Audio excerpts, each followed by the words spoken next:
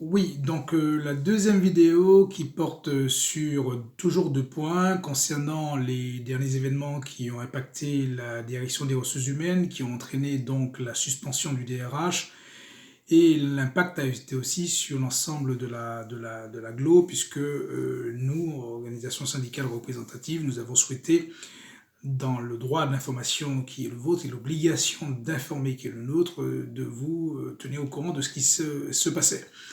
Le deuxième point que je vais développer dans le cadre de cette deuxième vidéo sera les élections professionnelles et notre bilan, le protocole préélectoral et puis la campagne électorale de FORPF.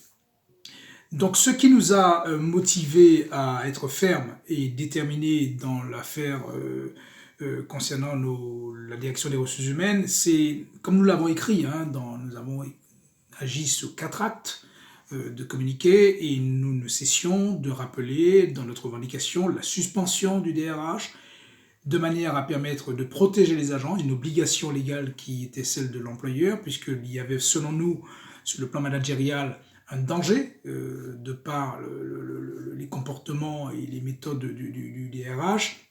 Ce danger, c'était quoi? Un danger psychosocial. Donc, un danger est défini comme étant un dispositif, un système qui peut provoquer un dommage. Nous étions convaincus de ça.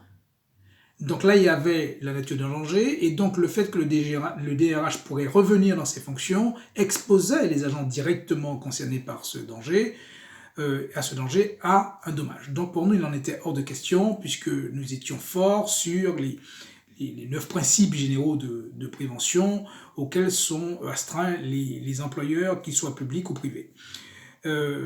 Autre point qui nous a motivés et qui nous a déterminés, c'est la charte des relations humaines que nous avons citée dans nos actes de communication sur ces dossiers.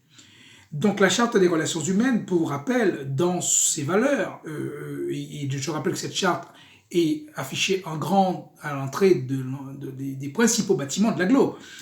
Donc c'est la culture des relations humaines, un dialogue collectif bienveillant, une écoute sincère, de la confiance et le respect réciproque, et aussi le fait de se sentir respecté dans nos relations de travail.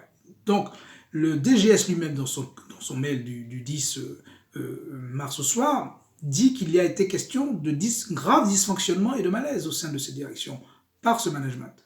Donc voilà sur les raisons pour lesquelles nous devions, encore une fois, sur la première vidéo, je vous rappelais quelles étaient les valeurs de FORPF, donc la valeur de proximité, de sens du service public et de qualité de solidarité nous permettait effectivement de tenir la position qui a été la nôtre.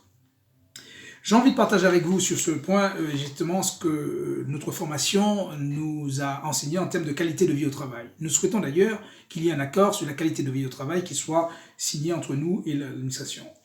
La qualité de vie au travail peut se concevoir comme un sentiment de bien-être au travail perçu collectivement et individuellement qui englobe l'ambiance, la culture de l'établissement, l'intérêt ou le sens du travail, les conditions de travail, le sentiment d'implication, le degré d'autonomie et de responsabilité, l'égalité et la bienveillance. Sur la question du management, le management est la conduite raisonnée d'une action collective adaptée à un environnement complexe qui vise la qualité des résultats et la satisfaction des personnels dans le cadre de l'intérêt général qui est le nôtre puisque nous sommes un établissement public. Donc voilà ce qui nous a motivés, qui fait qu'on avait besoin de communiquer avec vous dans cette vidéo sur les positions qui étaient les nôtres. Concernant la campagne électorale, donc cette campagne va être basée sur notre bilan, c'est-à-dire que nous allons pouvoir effectivement de manière transparente vous rendre compte du mandat de nos représentants du personnel qui siégeaient dans les instances représentatives du personnel, à savoir le CHSCT, le comité d'hygiène de sécurité des conditions de travail, le comité technique paritaire.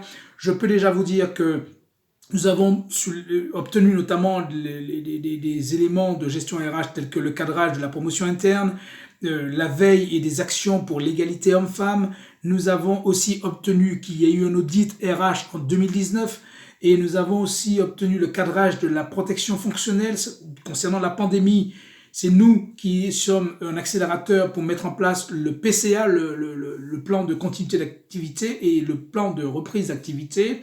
Le pôle des relations sociales dont on nous parle de réactiver, c'était aussi notre proposition.